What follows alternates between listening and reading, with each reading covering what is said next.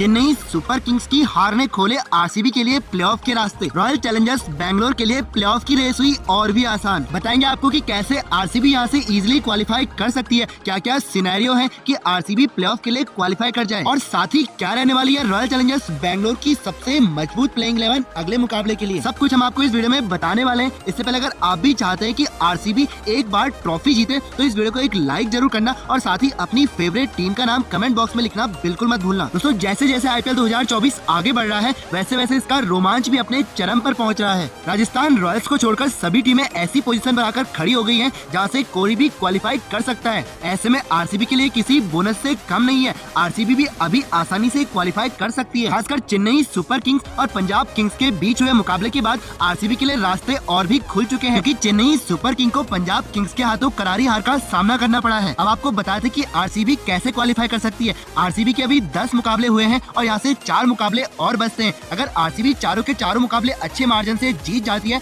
तो आरसीबी का run rate भी बढ़ेगा और आरसीबी पॉइंट टेबल में 14 अंकों तक पहुंचेगी। अब एक बार पॉइंट टेबल में ऊपर नजर डालिए, राजस्थान रॉयल्स ऑलरेडी 16 अंकों तक पहुंच चुकी है, ये तो क्वालिफाई कर चुके हैं। रही बात Kolkata night Riders, Lucknow super giants और चेन्नई सुपर किंग्स की, कोलकाता नाइट राइडर्स भी लगभग क्वालिफाई कर चुकी है। मात्र 5 में से 2 मुकाबले उनको और जीतने हैं, जो मुझे लगता है आसानी से जीत जाएगी और 16 अंकों तक कोलकाता भी पहुंच जाएगी। इसके बाद लखनऊ सुपर जायंट्स को अपने आने वाले 4 मुकाबलों में से 2 मुकाबले जीतने होंगे और हो सकता है लखनऊ सुपर जायंट्स जीत भी जाए और ना भी जीते। लेकिन लखनऊ सुपर जायंट्स अगर यहाँ से आने वाले 3 मुकाबले हारती है तो यहाँ पे सीधे सीधे आरसीबी को फायदा होने वाला है। मान लिया लखनऊ सुपर जायंट्स जीत भी जाए, 16 अंकों तक पहुँच भी जाए, लेकिन चेन्नई सुपर किंग्स अब ऐसी स्थिति में आ चुकी है कि यहाँ से उनका 16 अंकों तक पहुँचना काफी मुश्किल नजर आ रहा है। आने वाले 4 मुकाबलों में से अगर चेन्नई सुपर किंग्स 3 मुकाबले नहीं जीतती है तो वो 16 अंकों तक नहीं पहुँच पाएगी और ऐसे में आरसीबी के लिए रास्ते खुल जाएंगे। चेन्नई सुपर किंग्स अगर 2 मुकाबले भी जीतती है तो 14 अंकों तक पहुंचेगी और आरसीबी भी 14 अंकों तक पहुंचेगी। फिर बात रन रेट पर आएगी। आरसीबी के पास सबसे बड़ा मौका है चेन्नई सुपर किंग्स के खिलाफ होने वाले मुकाबले में। जी हां दोस्तों, सीएसके और आरसीबी के बीच अभी एक मुकाबला और होना है और ये मुकाबला अगर आरसीबी जीत जाती है तो सीएसके को सीधे सीधे बाहर का रास्ता देखना पड़ेगा और गलती से अगर चेन्नई सुपर किंग ये मुकाबला जीत जाती है तो आरसीबी सीधे बाहर हो जाएगी। कुल मिलाकर रॉयल चैलेंजर्स बैंगलोर को अपने आने वाले चारों के चारों मुकाबले जीतने पड़ेंगे और अगर आरसीबी को कोई टीम इस टूर्नामेंट से बाहर कर सकती है तो वो एकमात्र टीम चेन्नई सुपर किंग्स है, जिसका रॉयल चैलेंजर्स बैंगलोर को सबसे ज्यादा खतरा है। लेकिन यहाँ पे ध्यान देने वाली बात ये है कि सिर्फ चेन्नई सुपर किंग्स को हरा लेने से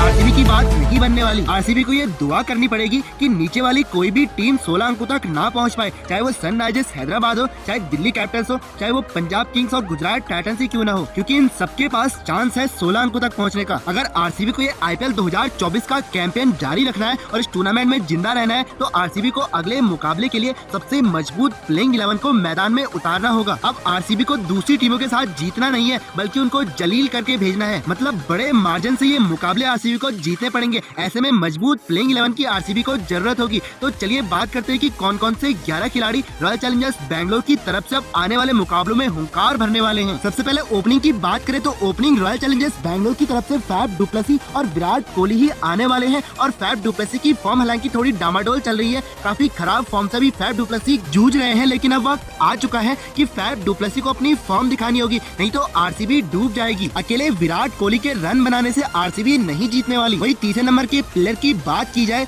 जो आरसीबी के लिए सबसे